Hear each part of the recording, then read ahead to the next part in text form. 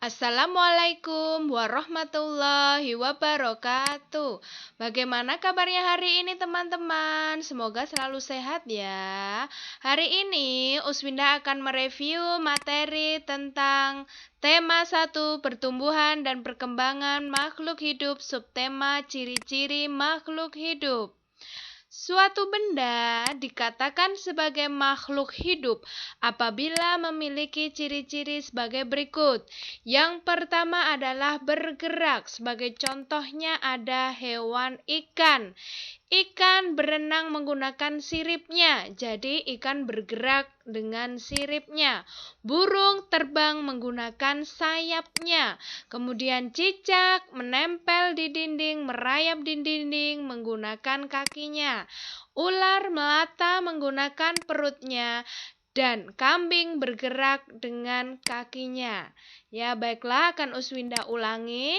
Untuk ikan berenang dengan sirip, burung terbang dengan sayap, cicak merayap di dinding dengan kaki, ular melata dengan perut, dan kambing berjalan dengan kaki.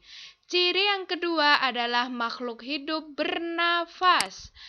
Burung bernafas menggunakan paru-paru ketika hinggap. Saat terbang, burung bernafas menggunakan pundi-pundi udara. Kambing bernafas menggunakan paru-paru.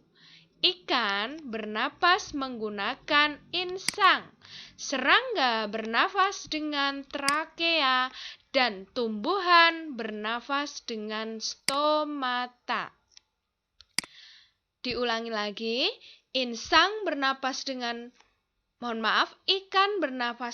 insang, burung bernafas dengan paru-paru saat hinggap dan dengan pundi-pundi udara saat terbang. Kambing bernafas dengan paru-paru, serangga bernafas dengan trakea, dan tumbuhan bernafas dengan stomata. Ciri yang ketiga adalah tumbuh. Teman-teman perhatikan, tanaman ini tidak besar begitu saja, tetapi dia tumbuh dari biji, kemudian keluar akar, kemudian keluar daun, lalu menjadi tumbuhan besar. Tidak hanya tumbuhan, manusia dan hewan juga mengalami pertumbuhan. Sebagai contoh adalah ayam. Ayam berasal dari telur. Telur menetas menjadi anak ayam, kemudian menjadi induk ayam. Ciri yang keempat adalah berkembang biak. Hewan berkembang biak dengan cara bertelur dan beranak. Bertelur apabila menghasilkan telur, contohnya burung, ikan, katak, ular, dan penyu. Beranak berarti hewan itu akan menghasilkan bayi, contohnya kambing, sapi, harimau, gajah, dan masih banyak lagi. Ciri makhluk hidup yang kelima adalah makan dan minum. Tidak hanya manusia yang membutuhkan makan dan minum, tetapi tumbuhan juga membutuhkan air untuk minum. Selain itu, hewan pun juga memerlukan makanan dan minuman. Ciri yang keenam adalah peka terhadap rangsang. Coba perhatikan tumbuhan yang diletakkan di dalam kotak gelap, dia akan tumbuh menuju arah datangnya cahaya. Karena rangsangannya di sini adalah cahaya, maka dia akan tumbuh menuju arah cahaya. Ciri makhluk hidup yang selanjutnya adalah mengeluarkan zat sisa. Zat sisa adalah sesuatu yang sudah tidak diperlukan oleh tubuh. Contohnya adalah keringat. Ketika teman-teman berolahraga, pasti akan mengeluarkan keringat. Tidak hanya keringat, ketika kita banyak minum, kita akan mengeluarkan zat sisa berupa air kencing.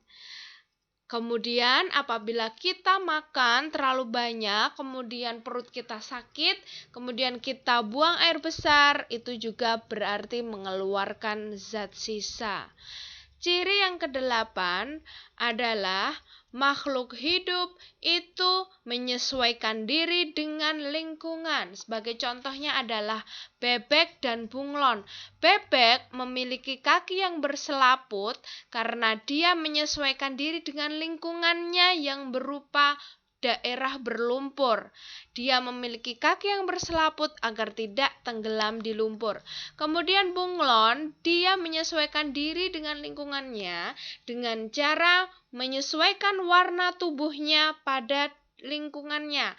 Misalnya dia menempel di daun yang warnanya hijau, maka tubuhnya akan berubah menjadi warna hijau. Apabila menempel pada batang kayu berwarna coklat, maka dia akan berubah warna menjadi coklat. Kenapa bunglon harus berubah warna? Karena dia ingin mengelabui musuhnya, sehingga musuhnya tidak akan menemukan keberadaannya. Demikian review pada hari ini. Terima kasih. Wassalamualaikum warahmatullahi wabarakatuh.